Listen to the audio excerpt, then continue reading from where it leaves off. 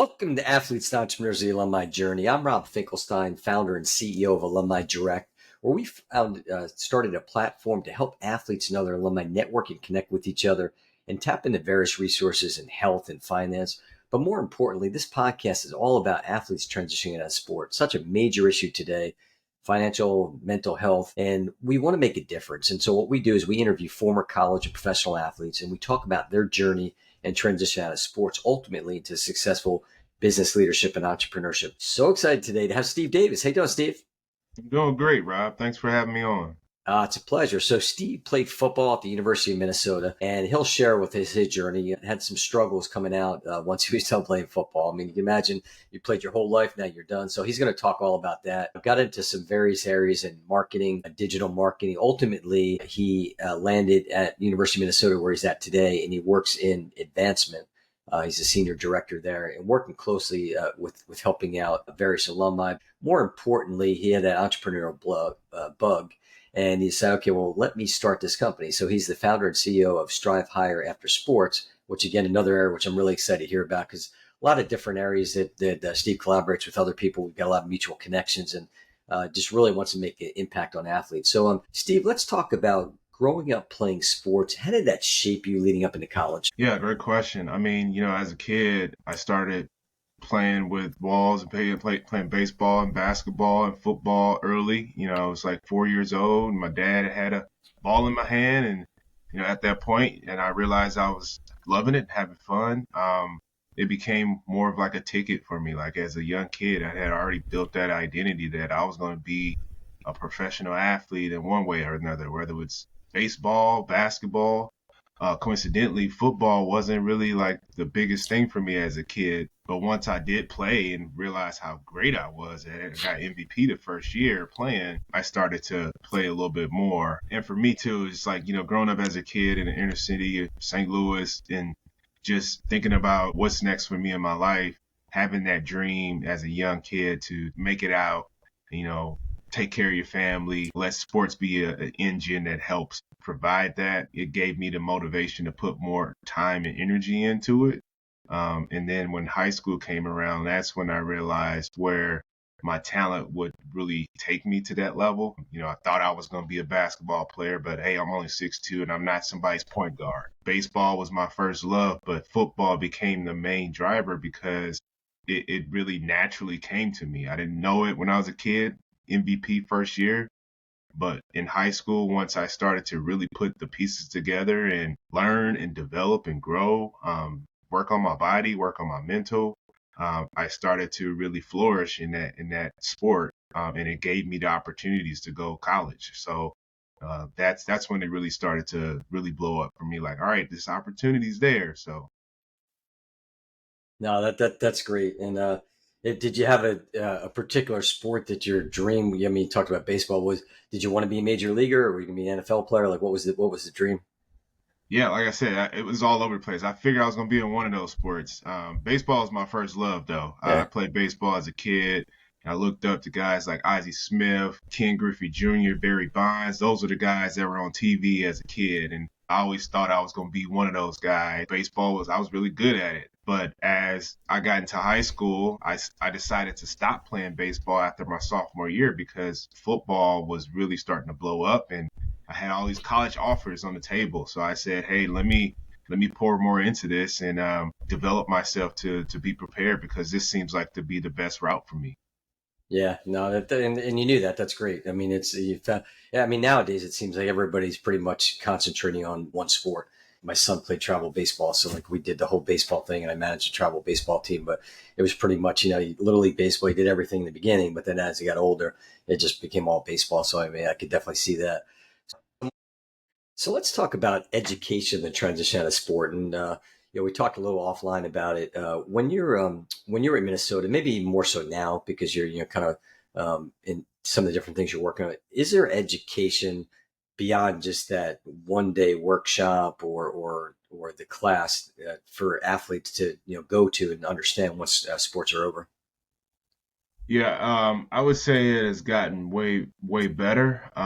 When I was there, we would have like the man meet with this office orientation type of style. discussion where you get the information, you hear it. You may have a mentor come in that basically says, hey, only 3% of you guys are going to make it pro. But everybody in that room's thinking they're in that 3%. So for the athlete during that period, it's kind of hard to digest because there's so many other demands on your time and schedule, whether it be trying to be a student, trying to maintain the time to work out and eat and get to film study and all the stuff that you need to do to prepare as an athlete. But also I feel like sometimes like we didn't really build a relationship with the office that was there. There's life skill development programs in these schools now. There's obviously alumni groups and letter winners clubs with these schools. But oftentimes when folks get done, they don't really have that relationship built, so they don't know who to talk to or who to run to when they actually need that support. And at times it feels like it's too late, like the door's kind of been shut and they've moved on to supporting the current student athletes, which was one of the reasons why I wanted to do more. My own experience being done, trying to tap back into the university and to a certain extent it connected me to other alumni. But I know a bunch of my teammates don't have the wherewithal to just reach back out and have a conversation when they're struggling. So how to prepare them for that fall a little bit more intentional, it will be helpful, but also the support system that's needed when they're actually in the transition space is very, very vital because a lot of us are struggling. Yeah, and I think it's key. You brought it up too. Is just you're not really thinking about it, and then all of a sudden it's done, and then you're like, okay, what do I do? And some sports are different too. I mean, I guess some of the sports, maybe if they know that there's not like that professional opportunity on the other side of it, or maybe some of these smaller schools, maybe they've got more of a handle of, okay, well, I'm going to need to do something. But the education is not necessarily there. And we've talked a lot about developing workshops and bringing resource partners to try to work with athletic departments to work and address what you just brought up is that, okay, they're done. The athletic department is typically focusing on the current athletes, but there's alumni athletes who need help. And you put your blood, sweat, and tears into that program. So it'd be nice if there was, curriculum that even if it wasn't necessarily geared toward the current student, at least it'd be something that the alumni athletes could tap into. I mean, are you like, since you're in that space and you're kind of in the alumni space too, or are you working on developing or trying to develop, specifically Minnesota, let's say, for programs maybe that could be a model that other schools can to go after and use? Yeah, I would say for me, personally on my side and why I decided to jump into creating Strive Higher After Sports was to help in that effect during that space where people are now no longer athletes, what's next and how do they redefine their purpose and their identity moving forward with some support, giving them a little bit of some nuggets that will help them and also a framework that will help them, Right. is my approach with it. And don't get me wrong, I feel like there's a lot of letter winners clubs out here, and some of them do a really good job, and others are checking the box. And a lot of the activities are more social in nature, Right. bringing people back together, which is needed. You need that Sure. community aspect, and sometimes an athlete will just say, "Hey, just set up a time and space and let me connect with other people, so I can at least share stories and reminisce about the good old times, right?" Um, but what I'm talking about is more intentional in regards of like you said, programming workshops, just something to help them like take a step further in their life and really feel like the place that they played at really kind of helps in that regard. But things are changing too. I mean, Yeah. we're about to see some things shift in the college dynamic over the next week with some of the things with the settlement. So we'll see how that really parlays into the support that the universities are giving to just the holistic side and development side of the athlete, especially when they're done, Right. so which is why my type of service I think is needed in the space for individuals, but also just to be prepared for when that void is missing from the schools, how to support that still and help those athletes thrive in life. Yeah, and I mean, I remember having a conversation with one of my other podcasts, and the guy played football at University of Buffalo. He's like, "Man, Rob, I would have loved to have a 6 week or a mandatory class that I had to take, looking back, because, when he went through his transition really rough, and just talked about that, exactly what you're talking about. So there's definitely a need for that. And yeah, I see, like, talk about the, I guess what's going to come down with the whole NIL and all the laws and regulations that will move forward. It's going to be, pretty interesting. But I think it'd be nice to see schools start developing more of an approach that you're bringing to the table with stuff higher after sports, because I think it's well needed. Let's talk a little bit about networking, connecting. It's such a important thing. Talk about the importance, especially when you're still playing.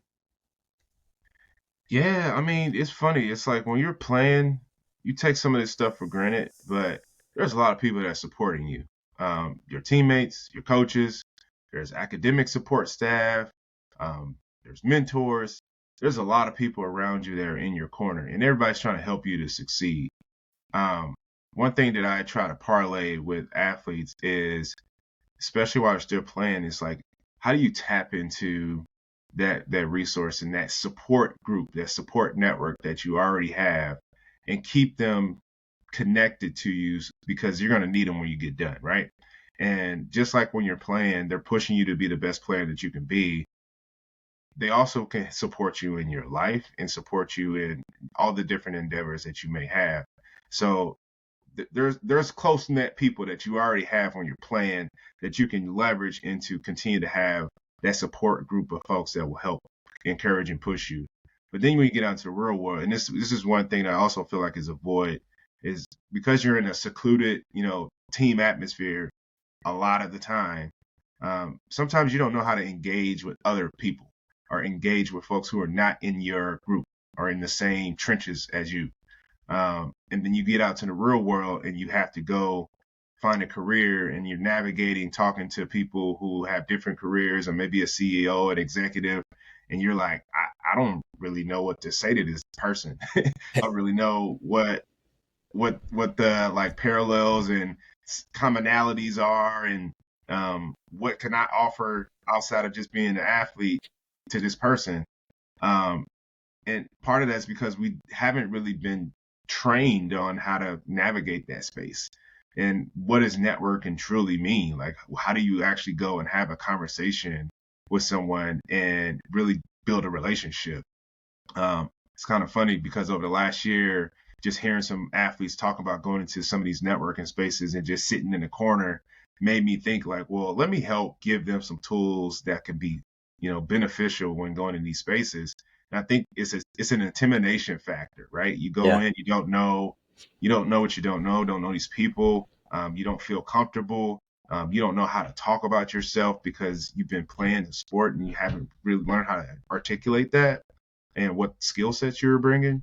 But what parallels across everything is storytelling.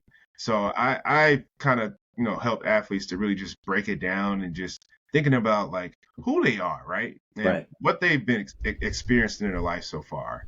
And being able to go and have a conversation and tell people your story more so about, the things that make up everything about who you are, versus saying, hey, I'm looking for a job, or this is my experience, or asking the person, hey, what do you do? Because that's a transactional conversation and those are hard to navigate.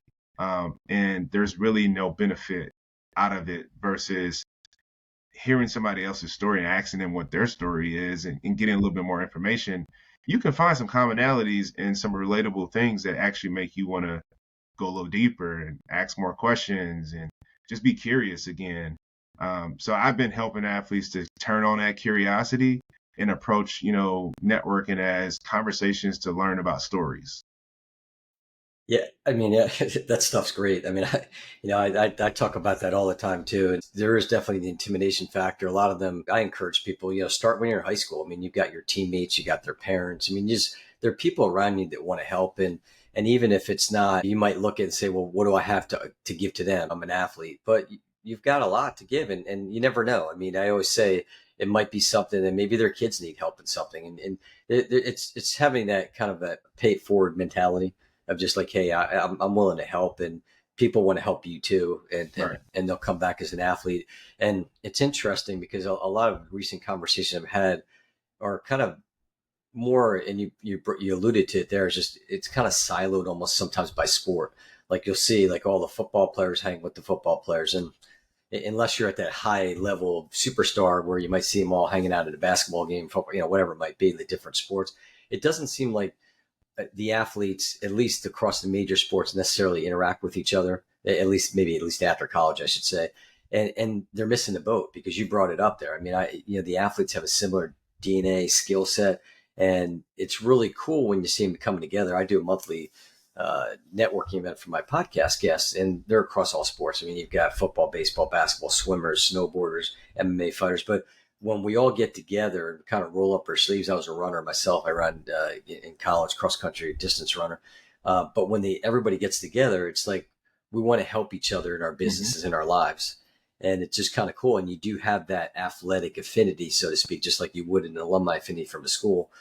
So I think it's so important. But hey, it's cool that you're addressing that. I like the whole idea with the storytelling because you're right. I mean, I think people can certainly relate to that. So taking it along the same lines, and we talked a little bit there about alumni, talk about alumni engagement, especially since you're in that area, and efforts to bring alumni back to work with fellow athletes. Yeah, my biggest thing when it comes to alumni engagement is really about relationships and really fostering community, is the way I think about it and approach it. There's plenty of people who have played at a school or play for a team and they have an affinity to that team, or they may have had not the best experience with that team. But as good alumni engagement could help, foster relationships in either one of those environments. It really provides a bridge for folks to feel part of the family, feel connected, and also feel supported for all of their efforts. Because a lot of athletes will tell you, like, "Hey, I put my blood, sweat, and tears into this school, like, and I feel like they should be helping me, right? They should be doing something to help me because I did so much for them." And to a certain extent, they're right. Like, the schools should be doing some more to make sure that these athletes, feel like they're not just left hung out to dry when they're done playing, and that they can still feel like they're connected. But a lot of that is, being intentional about meeting people where they're at, connecting them to resources that are valuable in their lives currently. That's another thing, putting the resources behind it to actually do the work effectively. And in some places they have the resources. In other places, most other places, they don't. Right. So there's usually a person who's trying to do a lot of that work for the how many sports that a school may have. In Minnesota, it's like 24 sports. So trying to find the alumni for all of those sports and bring them together is a difficult task for one person, right? Right. But the fact that there are opportunities to just intentionally create spaces for folks to connect, and in my opinion, giving them a chance to connect across sports, like you said, gives them a more of a camaraderie feel where it's like, I don't have to just hang out with the football guys. Like, I like the basketball team, I like the hockey team, I like anybody who play at the University of Minnesota. Like, we have an affinity, we have a relationship, we have a commonality, we know what it's like to be an athlete. And it's always interesting to hear where people are at in their lives afterwards, and just being able to connect and share stories, because the one thing that is 100% true for everybody is that transitional period was tough. And trying to figure out what's next was tough. And hearing other people's stories about how they navigate that can help all of us, right? So, I think from alumni standpoint, it's like, how do you bridge the gap, between the community, building the relationships, and also what resources are available to pour into that community that they need right now. Yeah, it's definitely. I mean, I think it's and I like the fact of talking across sports. I was talking to one person. They were saying that their school, they are starting to they try to bring alumni back, and it's not just about the golf tournaments and things like that, but it might be that alumni football player talking to a soccer player. They've all played a sport, and they're at the school, and they've got that commonality of the school, the community, like you talked about, and they can bring their experience of going through that school and then what they're ultimately doing today back back to that. And it's a two-way street, obviously. Like you said, it's a challenge when you got, one or two people in an alumni department, trying specifically to bring these athletes back. But I think a lot of athletes do want to give back. It's just a matter of, reaching out and getting them, and then ultimately, building that community. And that's a lot of these conversations with some of these smaller schools I'm having. They don't necessarily have these platforms, but they're looking for something where they can re-engage the alumni athletes and looking for, that community aspect. It kind of like some of the things that we're trying to do here at Alumni Direct. Let's go back. If you can go back in time and you can go back to freshman year, what advice, 10 words or less, would you give to freshman Steve? That is a great question. I would advise myself go and talk to the right folks to develop a life plan. That would be my advice. Because my freshman year, I got hung up on NFL about to happen because I'm killing it on the field, freshman All-American. Everything else became obsolete. But if I would have tapped in earlier, it would have gave me an opportunity to just like explore and be a little bit more prepared when I was done. Yeah, no, that's good. I like that life plan. And then fast forward to senior year, what advice would you give to senior Steve? Oh yeah, senior year, like I'm exploring all the different options, right? Talking to the right people, but like really solidifying like game plan. NFL happens, this is what it's gonna look like. Here's my alternate plans. Um, but really, my senior year, I would utilize the people in Minnesota more than I did in the past. Because there were people that were willing to help. I just didn't reach out. Yeah, that's good. I mean, I think that's the problem is I think a lot of people, people are out there that want to help, and which will kind of lead us now just to talking about, you mentioned in the beginning about just struggling with your transition out of sports. I mean, you played your whole life, MVP back then, way back, and now, your career is coming to an end. I mean, you still might be tied into the sports world, but talk about your transition and, maybe some of the things that you faced, and then ultimately we'll kind of talk about advice to other athletes that you can give. Yeah, it was a struggle. I had put all of the effort and eggs into making it to the NFL. And I was quite surprised I didn't hear my name called after having what I thought was a pretty prosperous career. Um, and then, really just focus at that point, just trying to get on a team and get a tryout and, keep the dream alive. But my head was very focused just on NFL. I wasn't thinking like, hey, arena is an option, Canadian League is an option. Um, it was like NFL or bust.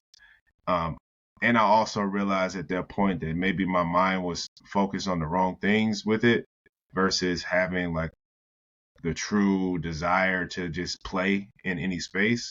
It was like, I need to make the money. I need to do this because this is the image that I'm upholding. I can't go anywhere else because then people would be disappointed in myself and I'll be disappointed because in the NFL is the shining light, right?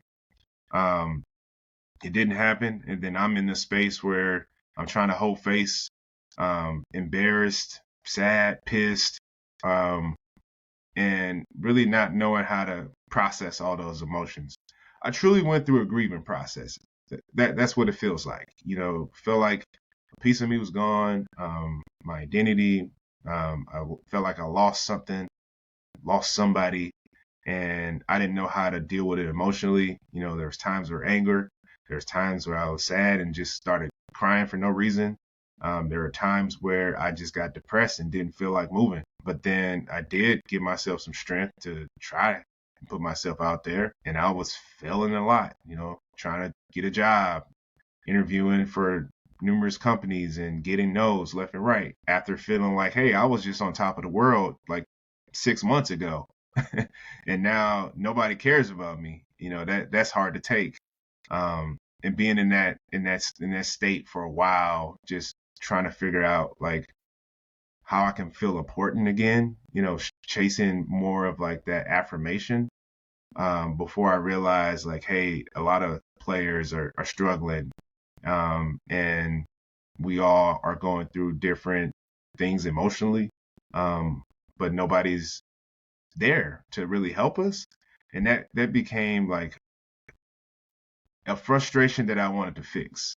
So my pain became a passion in regards of how can I be a conduit of change to help other people be more prepared? I should have been more prepared, is what I said. And I want to learn and grow to help others so that they can be more prepared. But also by having conversations, I realized like, hey, there's more in this community aspect of life than it is in all the knowledge that I've obtained, because my knowledge didn't give me any job. The only thing that really came from me was having a conversation with an alumni, and the alumni really loved me and had an opportunity to know who I was and say, hey, I got somebody to get you a job, and boom, there we go. So for me, it's just like, how do I lean more into that? How do I learn? Then how do I pay it forward so others can be more prepared, but also feel supported when they're done, and not isolated. Yeah, and a lot of good nuggets there for sure, as I always say. And I think even that's a good story with the alumni of just giving you that opportunity. And so it's something for everybody out there watching and listening, the athletes, is that there are people that want to help. I mean, definitely tap into that alumni network, and just people, you got to find yourself, I guess, is ultimately. So what words of advice, and I mean, just based on what you went through, and you alluded to a couple things there, talked a little bit about, but give some advice to athletes in kind of like what you might be doing in your business today. And hey, your time's over, but you got a long career ahead of you. You understand, because you've been through, you understand the identity crisis and some of the other challenges that athletes face. What advice would you give to them moving forward? Yeah, I mean, I would say at this point, you've already shown that you can be successful and that you can get through tough times, because sports brings a lot of it. Like there's a lot of ups and downs. You don't win in everything, but when you failed at something, you learned from it and you grew. You watched film, you evaluated yourself, and you said, "Hey, okay, now I'm gonna be a better version the next time that opportunity shows itself." Um, Quite oftentimes when we get to this period now where you're about to transition, you're a little lost and you don't know what's next. And sometimes because of all of that, you internalize the grief and you try to do a lot of this stuff by yourself, and you're frustrated. You're turning your back on people. Um, that's not the best way to approach it. My experience has kind of showed me like, hey, if I had more support, somebody that could help me along the way, I would be far further off, more far in Right. my life and my progress than I took me like, 5, 6 years to just kind of figure out some of the smaller pieces. But at the same time, it's also, a critical time to just set the foundation again. I think Yeah. oftentimes when we get done, you're searching for that next fuel that's going to make you feel like you felt when you played on the sport. And sometimes that's just like looking at a career and trying to be like the boss of that career, whether it be entrepreneurship, whether that be uh, real estate, whether it be sales. You're just trying to compete again and show that you matter. And there's nothing wrong with that, but I feel like at times we miss the piece that's needed the most, which is reestablishing who we are and who we're trying to grow into, and setting that foundation for the rest of your life, because sports is a career that ends very short. You're lucky Right. if you get to play into your 30s. Extremely rare if you get to play into your 40s. But even still, there's a lot of life left to live. And if you haven't given yourself a chance to understand who you are outside of the game and like what you contribute to the world, you're setting yourself up for failure in the future. So a lot of the work that I do is getting you to a point to understand that, and understanding a framework that's going to help you continue to move in the direction that is going to build you towards the person you want to become, but also help you evolve. Because like there's no linear paths in life. Like we thought in sports, it's like, hey, I do this and then I'm going to end up with this outcome. Like, hey, I do everything I need to do. I'm going to be in the NFL. I'm going to make this amount of money. I got my life set. But Yeah. the real world's not like that. Like there's a lot of pivots that you have to make. That life plan that you first had, oh, that is destroyed. Now you have to change something and figure something else out. So learning how to push through that, and remembering how you've been able to do that through sports is important. but you got to set the foundation before you can move forward. Yeah, absolutely. So, let's talk about, let's get right into some of the great things that you're doing now with Strive Higher After Sports. Yeah. So with Strive Higher at the sports, like I mentioned, it's really about that focus of, meeting the athlete in the critical point of building the foundation of their identity outside of sports. And I use a framework through a design thinking lens that helps you, look at where you currently are and explore different opportunities and ideas that you may have. And then being able to digest what you've learned from those situations and ideas to help you grow. It's like looking at a phone, right? You you look at a phone, you might have an iPhone or whatever kind of phone that you have, right? When you have an iPhone, that iPhone is rolled out and you have plenty of apps that you can add onto the phone. And sometimes the phone doesn't do everything that you want and it goes through an upgrade. So the producers who create the phone, they upgrade the phone and then it has better features, better, credentials and more operating system, things like that, right? And eventually, as it continues to upgrade, um, it gets to a point where it's like, okay, now we're going to make a better version of this.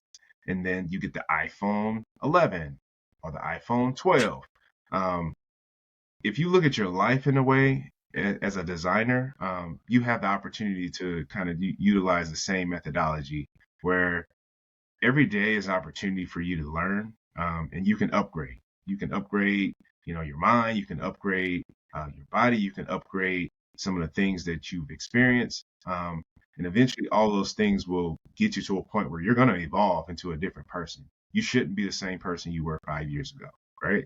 And if you're intentional about it, you get the opportunity to really learn more focusedly on all those experiences and all those things that kind of make up who you are, but also guide them in a way where it's going towards the person that you want to become, and being able to pivot on things that that are not in that same vein.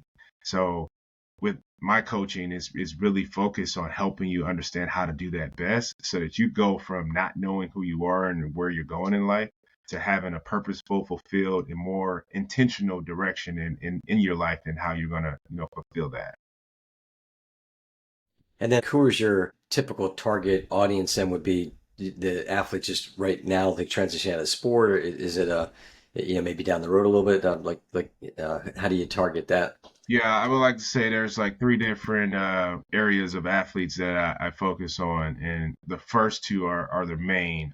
Obviously, as you're still playing, there's opportunity, and I believe, when it comes to transition, it doesn't start when you're transitioning. It starts way before then. And if you're intentional about it, you get the opportunity to start building those blocks while you still have all the resources around you. So I do a lot of workshops and speaking just to kind of talk to the athletes to help them utilize some of the tools that I've developed to help them give an opportunity of learning those passions and those things that they are willing to explore, and getting a chance to like test out some of those things as early as possible to just have a leg up before they're done. And then when an athlete is done, whether that be collegiate, pro, sometimes even high school, helping them in that transitional period, set that foundation, and get that framework that will help them kind of continue to grow and evolve.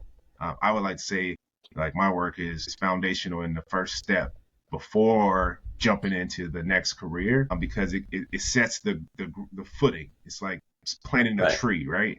And then when the storms come, you'll be immovable because you've already set that foundation. So helping the athletes in that transitional period to get to that point. And you mentioned there briefly. Do you work with high school students? I mean, obviously they're Yep.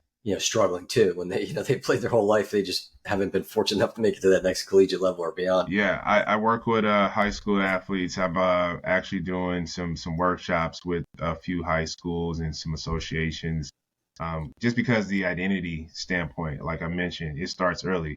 I was talking about me as a kid, 4 or 5 years old. By the time I was 6 or 7, I had already said like, "Hey, I'm about to be an athlete."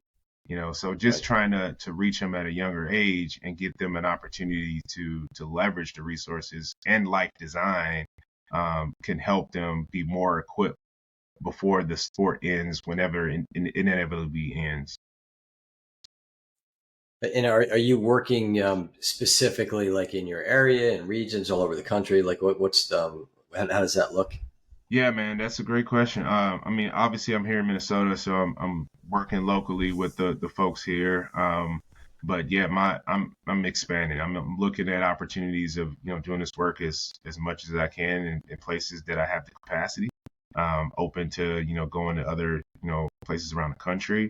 I'm doing speaking engagements and workshops in other places around the country. So definitely it doesn't end here. My friend, one of my former teammates used to say, "Start locally and end globally." That's always the approach. So Yeah, I like that. That's good. That's good. And then talk a little bit about your work with Athlete Soul, who we've had several Athlete Soul yeah, guests on the podcast. So talk about what they're doing today there and how you're involved helping. yeah. I've been volunteering with Athlete Soul for some years, and then over the last couple of years, we started to form a relationship where now I am one of the athlete transition coaches that are part of the team. So as they bring in athletes that need services, they're a nonprofit that raises funds for the athletes to get those services with a scholarship. So very accessible way for people to get the support and help they need. I help them with some of their group coaching cohorts that they have. And I'm also hosting their transition talk series, very similar to your podcast here, but just more of like a smaller interview series with former athletes talking about the space of transition and why it's important and the ups and downs and the learnings from it that can help everybody. Like I said, all of us go through it. 100% of us go through it. So getting a chance to talk a little bit further in support with athletes. So, I'm excited to continue that endeavor. No, that's great. And I mean, you're right. So everybody goes through it to different extents, and obviously a lot of the keys how they plan it, like even planting the seed at a younger age, like you said, in the foundation, and having those different plans and being open to it. But it's such a major issue, and we really want to help address it and come up with solutions. I mean, I said like if we could reach just at least one person, but obviously want to reach a lot more, and it sounds like you're doing a lot of great things in that area. So how can people find you? Yeah, absolutely. I mean, you can find me. I'm very active on LinkedIn. You can find me on LinkedIn, Steve Davis Jr. You can also find me on Instagram. My handle is at shed SHED _AVE. And then my website, www.strivehigheraftersports.com. A lot of content, a lot of information. Feel free to reach out. I'm always open to having conversations about this space and the support that I'm providing. But definitely for the athletes, like just trying to help you prepare for life and design fulfillment once you get done. Yeah, so I definitely encourage people to reach out to Steve. I know he and I are going to have a lot of conversations offline about this and just ways that we can work together because I think it's so important. You can find us at alumnidirect.com. The podcast is on our YouTube channel as well as across all the different podcast networks, Spotify and Apple and all that. But it's so important. I mean, every week I talk about this. We have great guests like Steve and just the nuggets, as I always say, that you provide